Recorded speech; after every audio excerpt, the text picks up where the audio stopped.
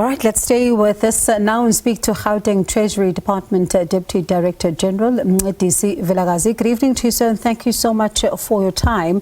And of course, I'm sure you've seen the different reactions to this particular latest development. But I suppose one of the big questions is, where will this money come from to service this debt over the next few years? Thank you very much, Bongiwe, for the opportunity. And really good evening to the viewers. The budget that was tabled on the 5th of March this year was R500 billion. So broken down into 165 billion rand in the current financial year, and the midly financial. So we budget really over 3 years. So you will really then be able to see that the amount that had been set aside for the Gauteng government to be able to settle the e-toll debt had already been included in the budget. So is it not going to have an impact at all on the province's ability to deliver its services?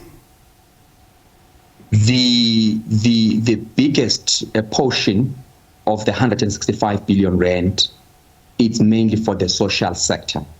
So that comes in a form of our main source of revenue, which is the equitable share. So that budget is mainly for the Department of Health, Education, and Social Development. So that money really then comes from national for those particular services as they are rendered at a provincial level, and therefore we always have to make sure that when we craft the budget, we have to protect the allocations for the social services. And let's break it down for some of the viewers, because there does seem to be confusion on exactly how much this debt is, because we do understand there's a maintenance portion, there's an interest portion, there's the actual debt and all of that. But today you paid around 3.8 billion rand of what then we know as 12.9 billion. Yet some people are saying, so where does the 20 billion rand then fit in? Let's try to break it down for someone who's watching tonight in order to understand exactly how did we get at 20. So yes, if you then look at then the breakdown, 12.9 billion rand is historical debt, which we must be able to pay over the period of 5 years. So that's the arrangement that has been agreed with the national government. And then in addition to that 12.9 billion rand, we have also then agreed to be able to transfer about 4.1 billion rand to SANRAL. So if you add up those two amounts, they already add up to about 17 billion rand. And then, of course, then there is a portion of interest based on the payment method that we have agreed with national government, which will then even then take that to more than the 17 billion rand that has been disclosed. This 4.1 billion that's being transferred to SANRAL, what is it for? 4.1 billion rand, it's for maintenance. Okay. You'll recall that at a time when e-tolls were in place, SANRAL could not be able to rehabilitate the toll roads because they were classified as toll roads.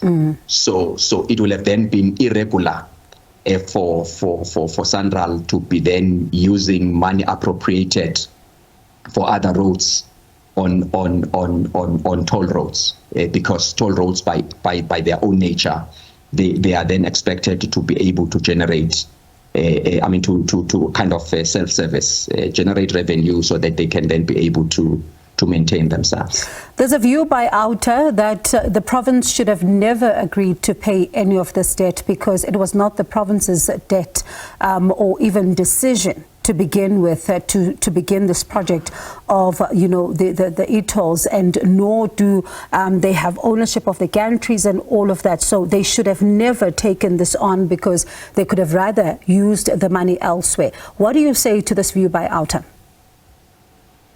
Bongiwe, what I can really say is that Gauteng is the economic hub of this province.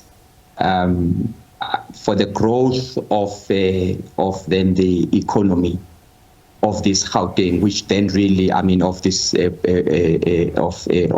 South Africa, for South Africa, for Gauteng to be able really to contribute, 34-35% to the national economy. It was critical, really, that the road infrastructure is maintained up to an acceptable standard.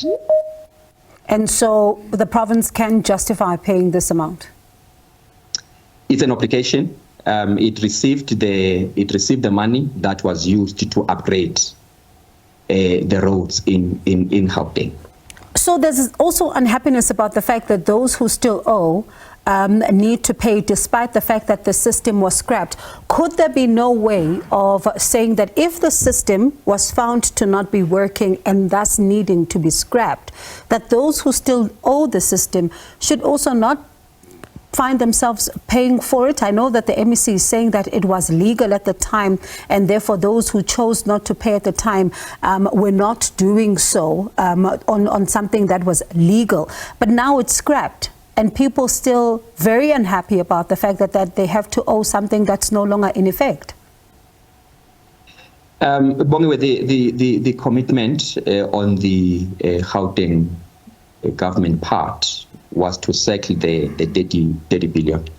So the money that was then contributed by the road users was then received by SANRAL. And I then really believe that SANRAL will really then be in the best position really to then deal with the issues of the monies that were then paid by the road users. So if I hear you correctly, you're saying all the issues with regards to road users, who pays, who doesn't, if you get your money back, should be directed towards SANRAL?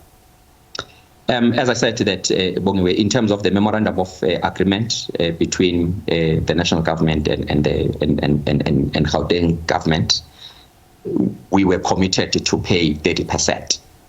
And today, the first installment of then the 30% was then settled by Gauteng government.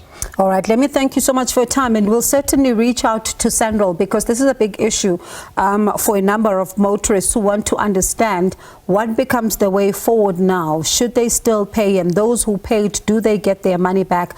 What happens there? Because I suppose they need to answer some of these big questions. But thank you so much, Mr. Vilakazi, for your time.